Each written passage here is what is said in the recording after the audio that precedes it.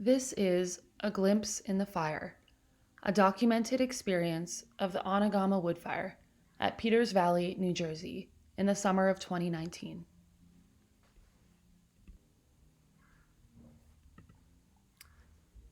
Featuring mentors and artists Nick Schwartz, Bruce Dennert, and John Dix. In 1980, Katsuyuki Sakazumi designed and built a 14-foot Anagama kiln, the first for public use in the United States of America. I want to give special thanks to the hard work, preparation, and passion of technicians and artists Laura and Jesse. This firing will be about 8 days and requires chopping at least 12 quarts of wood.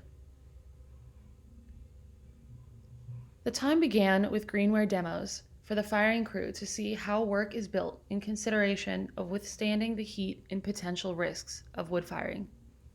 John builds a form that will function well for a hikidashi demo later on. So I'm going to torch this, I'm going to make the coils, and then I'm going to show you how I would add coils on it to get it bigger. Nick shows us how to build large work with a propane torch to speed dry. Tall, robust shapes are needed in the firebox to steer the flame current. This loading took 2 days, in which we loaded pre-bisked work to be safe. This time is important to consider placement of work in hot areas of the kiln with direct flame. Also to consider placing thicker and larger pieces where wood logs will be thrown that could potentially break work. We begin with the back stair closest to the chimney and work toward the front ground level firebox. This process is long due to intentional placement of work in certain regions of the kiln for aesthetic choice.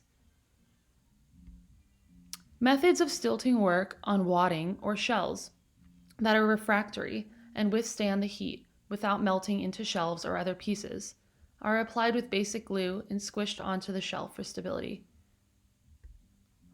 Always make time for a break to rest from the tasks and rejuvenate your spirits in the local environment. Once the front door is bricked up, the kiln is candled with a small firebox opening under the front door. We keep thin slices of wood burning into the first night of firing. The draft will pick up, increasing temp, and front stoking of larger wood through the door can begin.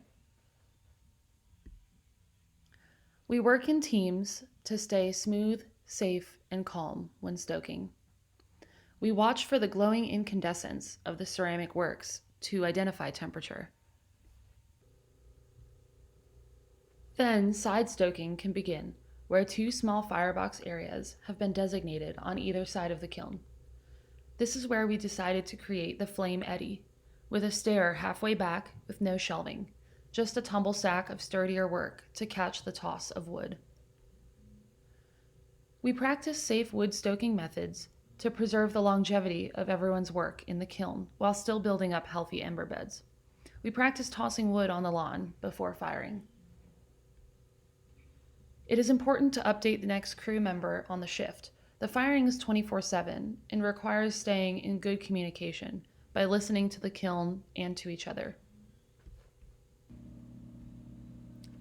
The 3 ember beds will help maintain consistent temp throughout the length of the kiln and add more rich carbon and silica from combustion. To assert a healthy ember bed, Nick suggests to look for a specific dark patterning of the wood and for bright, almost golden sparkling beneath. When the top darker wood has softened, it is time to stoke again. Do not lift the side stoke doors when a crew member is stoking the front door. Always alternate to avoid losing eyebrows and keeping the heat in the kiln. The coal bed in the front firebox requires occasional activation with a long iron shovel to prevent cold spots and buildup of unburnt fuel. The surface of pieces coming out of this kiln are thick in texture and show a buildup of ash from the wood logs and atmosphere that turn to silica on the clay body. Beware the temptations of pyro porn. Watching the pyrometer fluctuate is an important indicator of time and temperature. But be sure to look up at the flame as the main indicator of stoking rhythm, and let the kiln tell you when temp decreases enough to stoke again. This patience prevents choking the kiln. A method to help build temp when things start to plateau during climbing is to build a wood door, or kibuta, which draws oxygen through the grit of wood to create stronger combustion. We begin melting wood ash to get what Nick calls streamers and jewels throughout the kiln. Nick says the flame is like a river, and the ceramic work become the boulders, carving the current as it searches for an escape. The ideal atmosphere in the kiln is a heavy reduction of oxygen. We keep firing as hot as possible, but if temp stays the same for a long period of time, it is important to consider not wasting fuel and finish with the last stoke. The kiln will hold temp with radiant heat, and the chimney will be sealed. It is time to wait patiently for a natural cool. An interesting fact about silica is that it has polarity. At magma, the particles align and point north, a metamorphosis from soft clay to hardened ceramic. Now let's take a moment to read a quote from Shoji Hamada.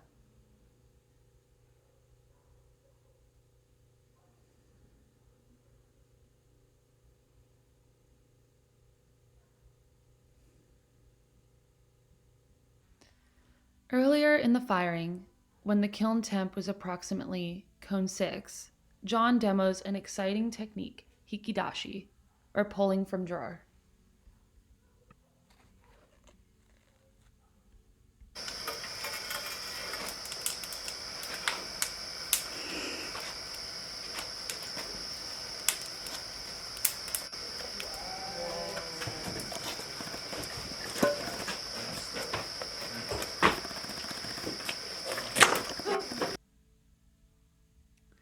This is a type of raku in which a ceramic work is extracted from the kiln with tongs to rapid cool. It originated in the 16th century Japan. Tea bowls were placed near the spy holes and pulled out to help gauge if the kiln had reached mature temp. There are varying effects on the glaze from rapid cooling and thermal shock. Quartz glass formations harden on the surface from abrupt oxidation. In this firing, we reached cone 13, which is 2400 degrees Fahrenheit or 1300 degrees Celsius. This is as hot as the center of the earth.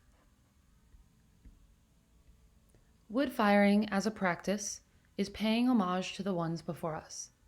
Dennis Klochek says, "The clay that we have today is a memory of that. It's a memory of the time when it could become a plant, or could then turn into a mineral." The long-anticipated reward for the hard work spent is unbricking the front door. The tumble stack in the front firebox yields good results from the coal bed accumulation of ash and heat. Work tends to have more texture, while work in the middle collects more silica and jewels from ash streamers in the current. Kiln shelves are removed and wadding scraped off. Everyone in the crew unloads the shelves and the work. No one takes their own work from the kiln. This is to share all results from the firing and practice acceptance for others handling your work, which in this process belongs to everyone in the crew.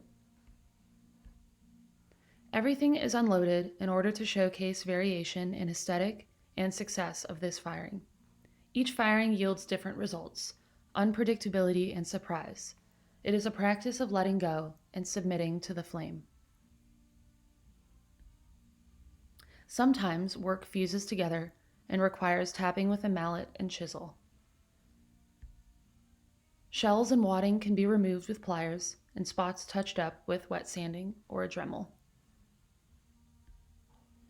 With this firing, I had the pleasure of executing a project with my slipcast porcelain replicas of punching bags. Mapping the Anagama kiln aesthetic was done through marking each of my 10 sculptures with black underglaze and a careful note-taking during loading day. This allows me to document diverse results depending on placement that visualizes moments in the firing that are difficult to otherwise see, such as directional flame work from the current created by form, assembly, and shelving. The sculptures are loaded naked or without glaze. The porcelain is exposed where the clay was resting on wadding, blocking surface treatment from the atmosphere. I am also documenting the amount of wood ash accumulation. The darker blues were hot in the front of the kiln and have more silica on the surface, while the light oranges were in cold spots further back where less ash was able to travel. Each sculpture that was constructed the same has now become diverse through a process-oriented concept of labor and care. Thank you for listening, and please do check out my website for more information on my project. Big thanks to the Woodfire team of 2019 for making this experience happen.